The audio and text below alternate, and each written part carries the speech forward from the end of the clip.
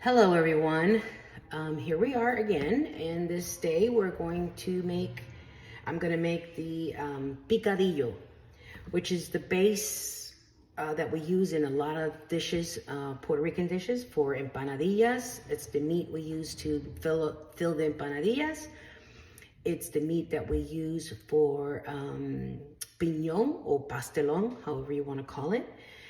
And we use it for the filling for alcapurrias and many other recipes. So having this recipe will help you have a base to many of the other recipes that we will be doing. So today, I always make my picadillo with ground turkey. The original recipe, or the way that they do it in Puerto Rico, is with beef, ground beef.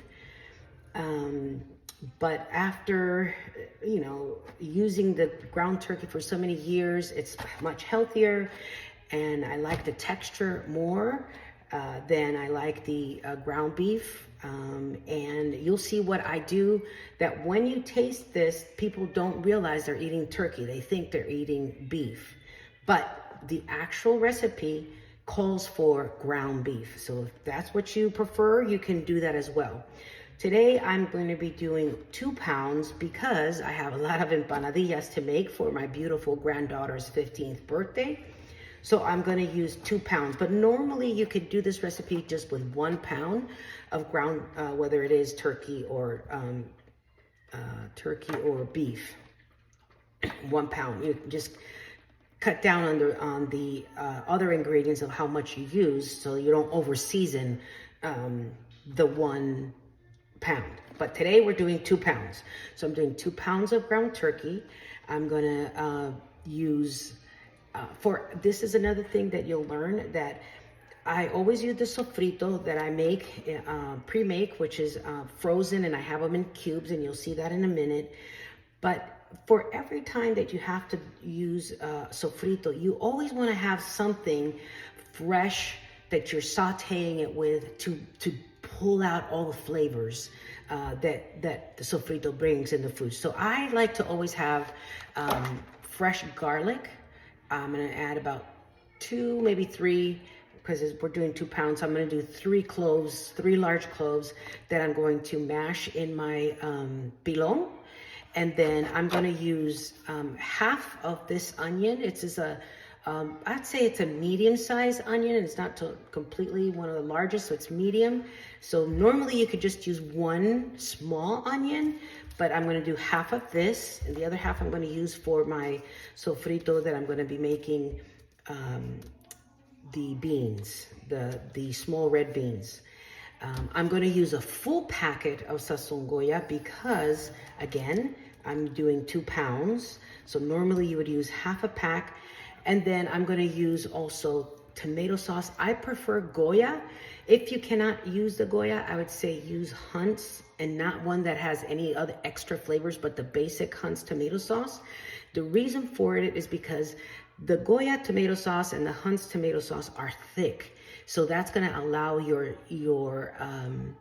sofrito to have that thickness in there, whether it's you're making the beans or even if it's just the meat. It doesn't allow your sauce to be watery. It's nice and thick. So I like the Goya, plus the flavor of the Goya tomato sauce is better. I'm going to also use here, and that I'm sure you're not going to be able to find in a supermarket, but if you have a Hispanic supermarket around, try to find it. These are little baby leaves of what we call culantro. Normally they're really long, but my plants that I have in my garden have not grown. I've been using it a lot lately, so I only have the small ones. But so that's why I'm using so many to bring the flavor in. But normally 1 or 2 of the long culantro is all you need.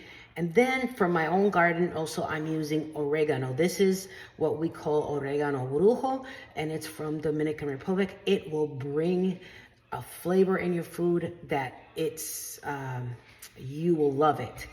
Now, if you don't have access to any of those things, that's okay. You don't have to do that. That to me just brings a much richness into the the cooking, but you can use fresh cilantro that you buy at the supermarket. It doesn't have the exact taste, but it's close enough that you could add a little fresh cilantro into that, and that by itself will bring that bam that you want in your food. The other thing that I use a lot, and this is my recipe, so this is how I do it. I add better than bouillon, and here's the beef one is the one, and I'm going to use just about a teaspoon of this to the meat, and that's how I get that flavor added. Plus, it just brings out all the flavors, and you'll see that I use this a lot. The other thing I'm going to use is, instead of water, I'm going to use beef broth. I like stock, but what I have today is broth. If you're going to use stock, you use less because it's much more condensed, the flavor, and it'll be more saltier. Which also, you'll notice that I don't really add a lot of salt to my food because these ingredients bring salt to the food that you don't need to add more salt to it. But you can taste it, and if you think you need some more, you can add some salt to it. But this will bring a lot of the saltness that the food needs. So I'm going to use that. We're also going to use the adobo for seasoning of the meat, and we're going to use cumin, of course. We're going to use cumin. We're going to use oregano. And you'll notice that I use the Middle Eastern brands for two reasons. One, the sadaf, or any of the Middle Eastern seasonings come from Turkey and for the Middle East, and the flavor that they have are much better. It's stronger, it's richer, and I get a lot more for less. They are a lot cheaper than buying the small little bottles that you find in the supermarket. But you're going to only find this in international supermarkets. I go to the Middle Eastern supermarket to find this. But oregano, ground oregano, I add that, and cumin. And then the other thing that I add a little bit of is also the badia sazon, which is not the same as this. It's different.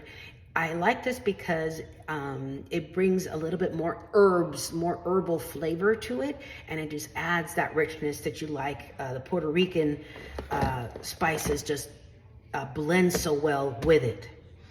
Okay, so I'm going to start by putting the ground turkey into the pot, and you'll see in a minute how is it that I cook that. So here we go. One more thing that I forgot to show is my sofrito cubes that are right here. This is how I grind all of my ingredients to the sofrito, and I put it in the blender, and then I put them in. I find these at the dollar store, these little containers, and this is exactly the measurement that I need. So for 2 pounds, I'm going to be using 4 of these. If it's just one, then you would just use 2 of those for 1 pound of meat. Okay.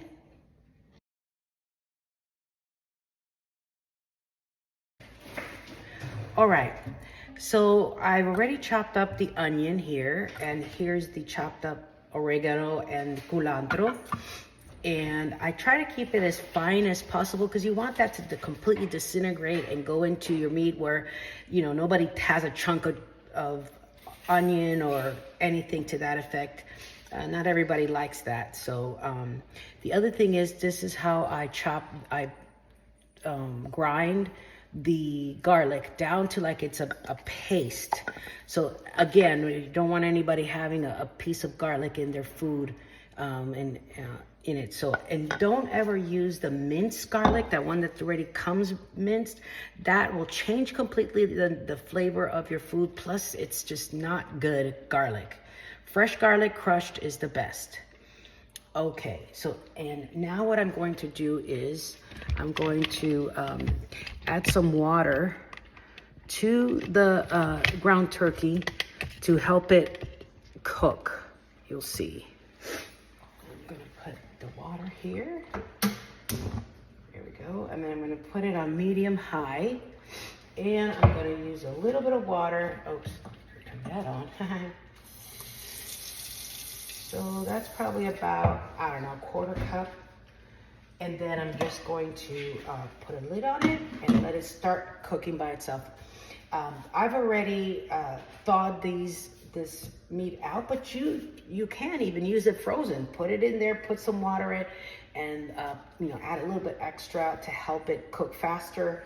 And it will come out just as good as if it was thawed out. It's easier, and it takes less time when it's thawed out. So for now, we're going to wait for that to start cooking, and I'll be back. All right, so now it's been probably a couple minutes, and let me just show you how this looks. Oops, sorry. There you go. And what I'm doing is just separating the meat, making sure, turn this down a little bit down to low because I don't need it to be that hot.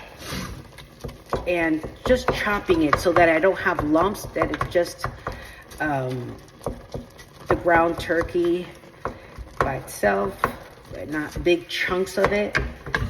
And yeah, so that's what we do here. And once I'm done with this, I'm gonna start seasoning it. So I'll be back for it when I start seasoning. Okay, now the meat is almost completely cooked. You'll know that it's completely cooked when you don't see any more of this pink that you have there. But we can start with the seasoning and adding the things to it at this point because the majority of it is cooking. It'll continue to cook as we add these things. Okay. Here we go. I'm gonna start with the onion and the oregano.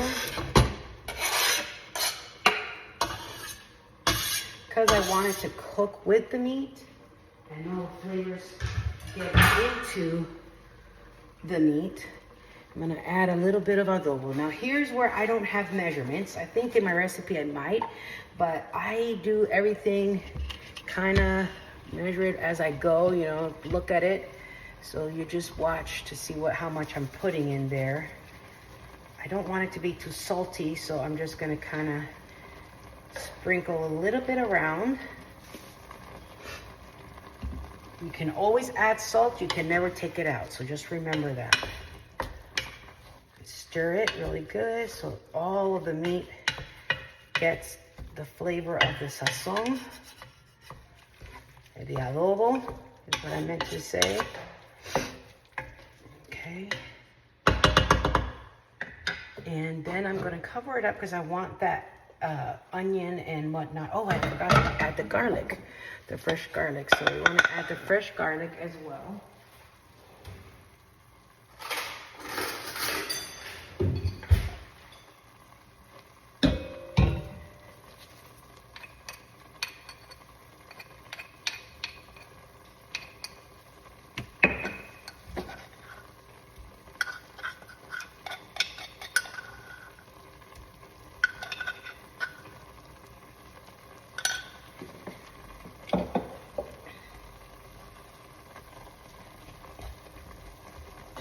Mix it in. I'm gonna turn it down to low and just let it simmer for a minute or two. Okay, all the way down. And let's just let that simmer, and then we're gonna come back and add the sofrito and all the other things. All right.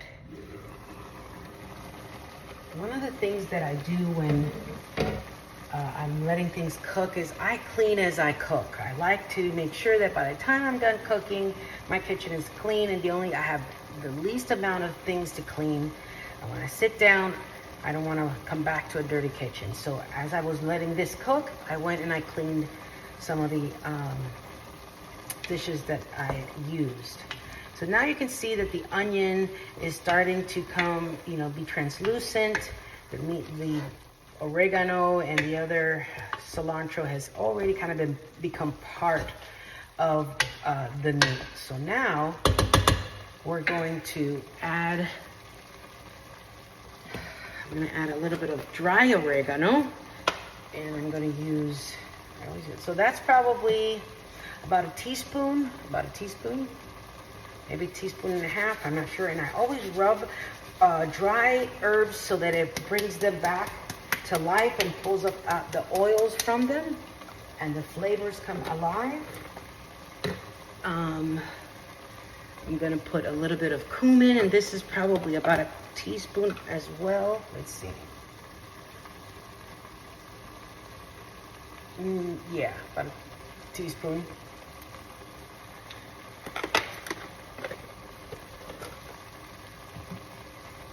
Could be a tablespoon, but I'm not sure. I'm going to add esa songoya. It's gonna give it some color. It's gonna give it some flavor. And then I'm going to sprinkle just a little bit of the Bahia Sazon seasoning. Come on, there we go. Just a little bit. I'm gonna put in here also my sofrito, the 4 cubes. You can also use an ice cube tray to do it. But one thing is that the smell, or the aroma, I should call it, will get on everything that you have in your freezer. I like these because it comes with a lid and it holds that everything in, and no smells get transferred to anything that you have in the freezer. If you use the ice cube tray, then what I do is I put a piece of wax paper on top of it while it's solidifying, and then once it's frozen, I take them out of the ice cube trays and I put them in a Ziploc bag and close it. That way,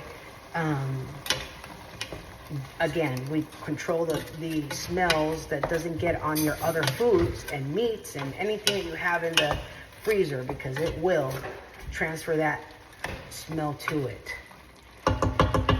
And then the last I'm going to do is add some bouillon.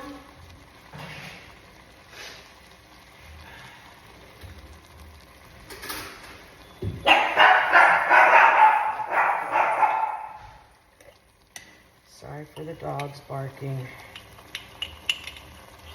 Okay, just a teaspoon of this.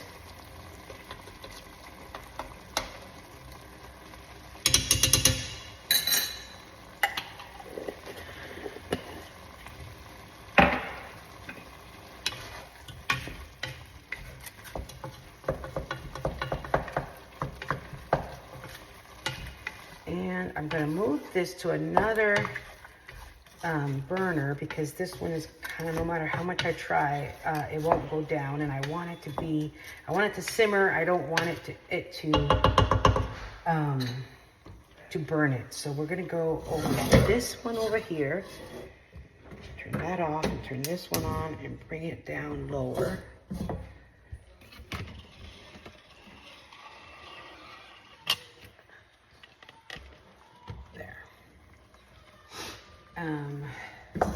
And I'm going to add just a pinch of some beef broth, because I need a little bit more liquids in there. Just a little bit.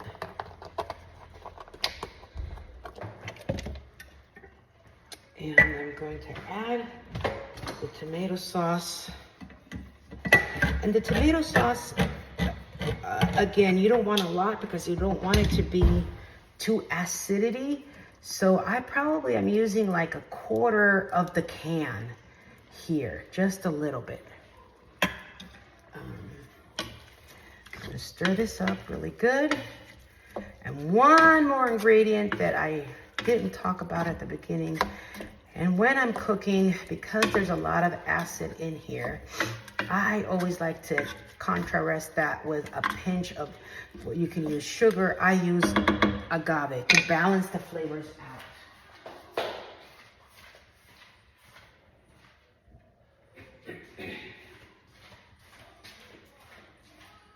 So I'm just gonna add a little bit of agave to that.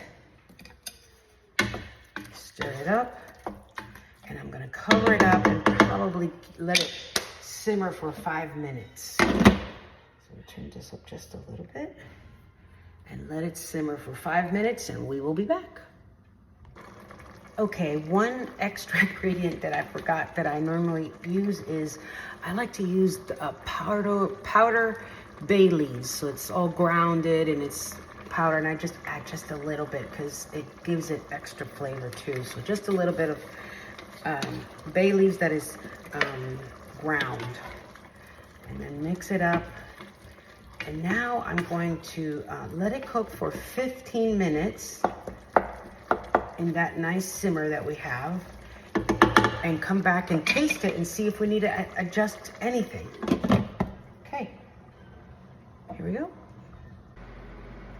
All right, so time is ready. I'm gonna stir it up a little.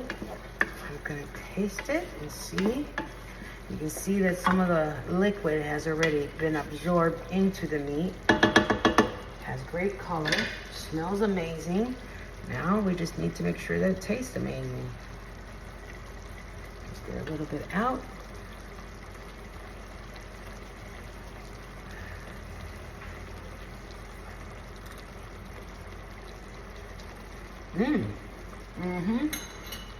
Perfect. Doesn't need anything to be added. So I'm gonna cook it for another 5 more minutes and then let it rest, and we'll be back with how to make the empanadillas. All right, last stir. You can see that the sauce has gone down nice and thick. This is, as they say in Mexico, done. It's done. Thank you, Lord. Okay, we're gonna turn this off, and I'm gonna let it rest and cool down, and I'm gonna come back later, and I'm gonna make empanadillas.